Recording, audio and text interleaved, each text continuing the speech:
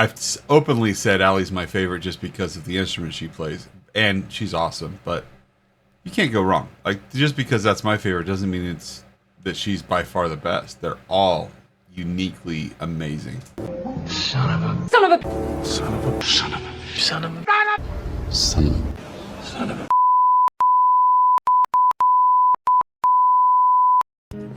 Are you? Are you You serious? Are you serious?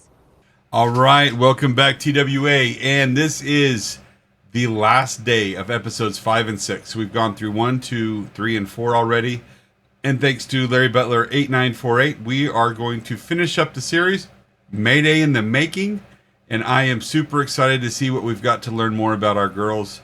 If you haven't yet, hit that subscription button, notification bell, all the fun things. Ultimately, hit me in the comments. I can't wait to see what your thoughts are on this and get more suggestions from you. But let's start in on episode 5. I'm really excited to get Mayday in the Making going.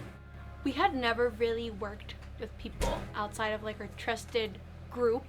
My first actual personal interaction was when I met them. They were playing 2 sold-out nights at Mercury Lounge, and I came the first night and checked it out and was so blown away. I came back the second night with Jason Flom. Devin O'Connor, our senior A&R person at Lava, she invited me to go to a show at the Mercury Lounge, and I think it was a cold winter's night, and I've been to the Mercury Lounge too many times in my life, but I went and my head exploded.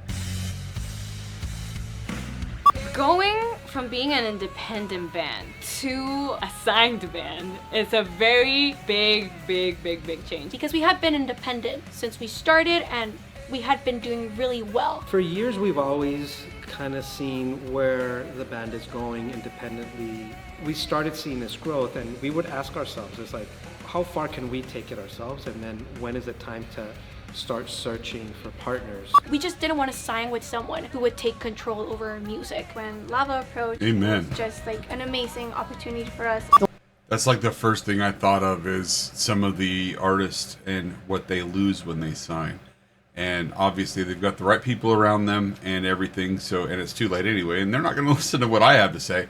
But I'm glad that that was on the forefront of their mind. To start searching for partners. We just didn't want to sign with someone who would take control over our music. When Lava approached, it was just like an amazing opportunity for us. The Warning had great touring numbers, great Spotify numbers, great social media interaction. Their fans are diehard. But first and foremost, the most important part is the music, and the music blew me away. At Lava, we like to sign great artists. It's really a simple criteria. When we were approached by Lava, we dove in and definitely found very clear pattern. It was the same sound and look before Jason got him than after. When they actually reached out to us, we couldn't believe it. And me being an amazing, like a big Paramore fan, I was just like, wow, Jason Blum just got, oh wow. But when we started talking with Lava, we clicked. We were on.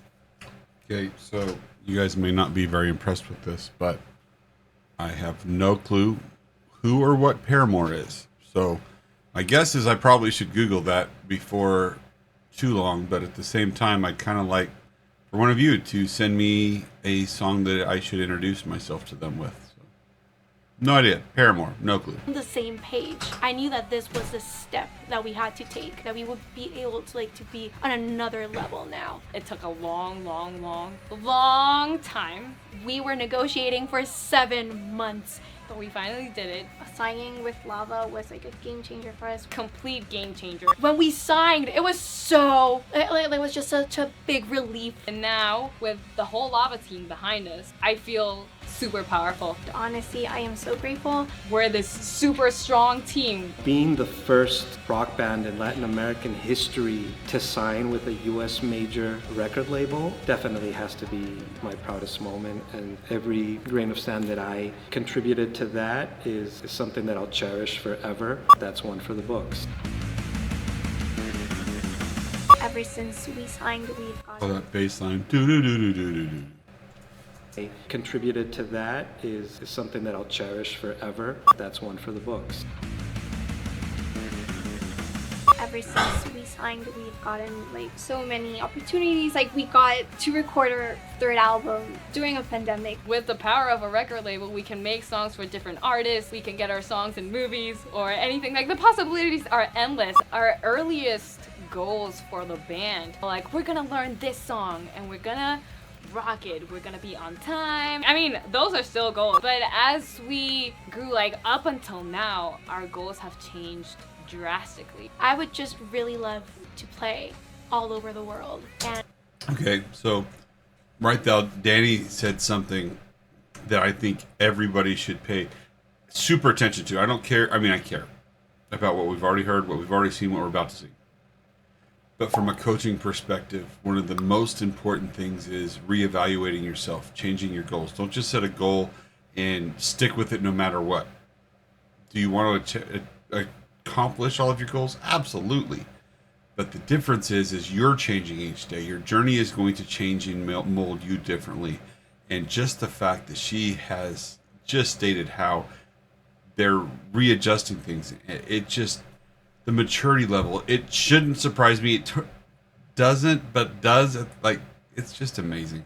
Drastically. I would just really love to play all over the world and like have my music reach out to like as many people as possible. And we would love to, you know, go on a world tour, get our music everywhere, and just kind of like share that love for music that we have wherever we can. I can envision a stadium full of fans rocking out to the Warning. If we were able to help make that happen, it would be, you know, just it would just be magical. Future hope for the band is world domination. Yeah, we want to tour the world. We want to melt faces, rock out on stage. We want to break stereotypes and show. What does it mean to melt a face? I have no clue. Rock out on stage. We want to break stereotypes and show the world that dreams do come true. My goal for them is that they become the biggest band in the world. You know, it sounds crazy, but it's actually possible. It's going to take a ton of hard work, and it's also going to take some lucky breaks. At the end of the day, I think that that is within the realm of possibility. There's no reason that they can't do that. Our favorite place we traveled as a band, I think we have each one different in mind. Okay, let's just say it at the same time and see if it matches up. Okay. 1, 2, 3. Argentina! Ah! Wow! Okay. We got Argentina. It was Yes. awesome. It was such a great tour. It was our first time having like such a long tour. We 2 were- weeks. It was like 2 2 weeks. weeks. It was Yeah. a 2 2-week weeks tour tour. with It was our first time there. and it was amazing. And you guys have probably already suggested if it's there, but are there videos of the Argentina tour? Because if that's their favorite, then the energy was there and the love is there, and I'm sure those videos are fire. Honestly, I'm amazing. dying to go back to Argentina. The energy the So Argentina like public has, wow. Awesome. Miss you guys. COVID. Once we signed with Lava, we didn't want to lose any time. The band was about COVID, one word that unites us all and has some kind of emotions going through. That was hard on all of my kids. Natalie hid under the table, didn't want to do school. Jackson did good, but you could tell that socially he wasn't growing the way he needed to. Samantha was going through starting high school. That's when she recorded her album and got it out there. And when she came back from COVID, she heard people playing it in the hallways on Apple Music, and that's how she knew it was released. We had applied, we had gone through all that stuff, and I knew the application was approved. We just didn't know it would go live. And I'm like, every day she'd come home, is it live yet? Not yet, not yet. And then she sent me a text from school. Dad, they're playing my music. Dad. Ooh. Dad, they're playing my music as I'm walking down the hallway. So COVID sucked, but it was still special. to go on a tour. And then COVID hit, so everything that they were working on got canceled. And so they shifted the target immediately to, okay, we're gonna make the record now. And David Bendeth was a name that crossed between options that they brought to the table and options that we had seen. Really quickly, it became, okay, let's get him on a Zoom. We had a Zoom call with him. Like there was just like a connection. We shared the same vision. We were actually very excited, very nervous as well, because we knew it was going to be like tough. Teenagers are different than any other band. You know, they're very pliable. We were really nervous. Looking back Pliable. on that call, David was also nervous. Like, we see it. And I was like, Pow, even when she's just talking about reliving it, is leaning in. Like, her energy is all about. I absolutely, you know, I've openly said Allie's my favorite just because of the instrument she plays, and she's awesome. But you can't go wrong. Like, just because that's my favorite doesn't mean it's that she's by far the best. They're all uniquely amazing. why were you nervous? We were shaking. You are David Bendeth.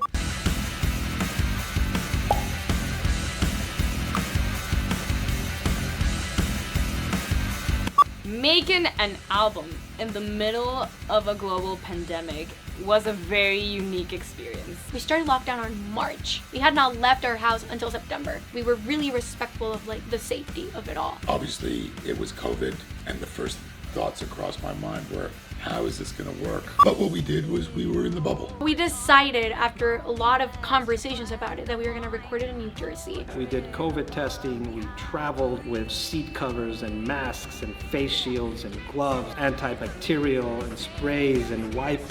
Nobody on our team got COVID. We were all very careful and very professional. And I think, that just makes this album that much more special. We were just in a little bubble all the time. I think it kept us really in the zone. It was definitely scary starting at first, because of course the questions come up of maybe if we wait another month, things will be safer. But it ultimately came down to the fact that the music was ready and it feels urgent, it feels relevant. We want to put this music out.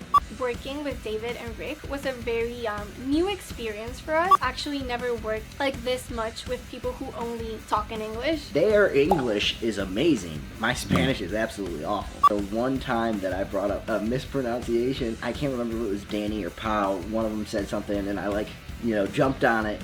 And you just hear Allie from the back, your Spanish sucks. You gotta watch out, you don't know who's... Of all 6 episodes, that has got to be the funniest part. Oh, Rick, your Spanish sucks.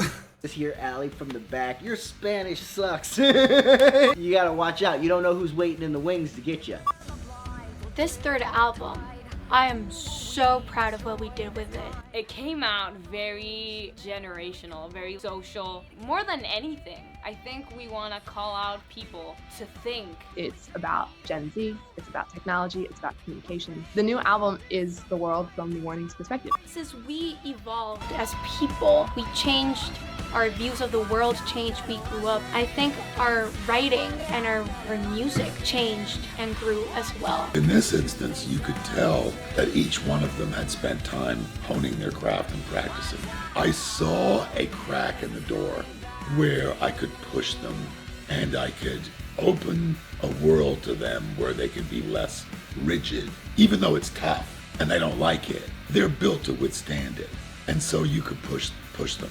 And so I did. It was great to see how our different opinions meshed and became this great album. We really stepped out of our little box of songwriting. And I'm not gonna lie to you, there was moments when it was extremely tense. It was sometimes David, that's not how it is right now. And David was like, well, this is how it should be. And we're like, ah! We had a lot of conversations about how to meet a healthy middle. I guess the best way to say it's how you come back from that determines how much you've grown.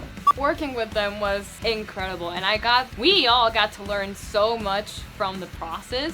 I feel super confident about the next steps I'm taking as a musician because I got to learn from the pros. All the work with David Bendeth, it was a blessing. It was amazing. I already missed them. We were with them for so long. It was an amazing experience.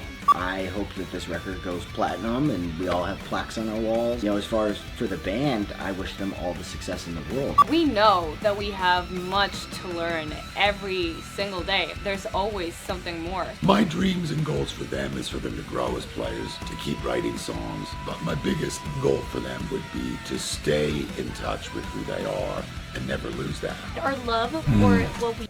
That's when you have somebody, I don't even know who David Bendeth is. Obviously they do. He's probably a huge name, and you guys are going to be like, how do you not know David? David, someday we'd meet each other. That'd be cool. Anyway, but for someone like that to say his biggest goal for them is to not lose who they are, that's huge. That is, he made a connection with them that he truly cares, and it's not a transactional thing. And that's what I look for in anything business related. Is I don't want to be a transaction. I want to be relational, and he has that, and they've got that with him, and I love that. Stay in touch with who they are and never lose that. Our love for what we do is so real and it's so big. Like, why have we worked so hard for so long to just stop here? Día exitoso. Guess I could have just waited to talk about David until now, but I didn't know how much time was left in the video. So, yeah, the team that was put together couldn't have been better. The video series couldn't have been better. Now I got to dive into the music that they made, and I don't know if I've already listened to it or not, because there's only been a few that I have, but you can guarantee that I will listen to everything they've got. Whether or not it'll all be recorded, I don't know. That's no guarantee there. But thank you for going through the last 3 days of 2 episodes per day. We're going to dive into some music next. I'm not sure what it is, but we'll find out shortly. We'll see you guys tomorrow. Have a great one.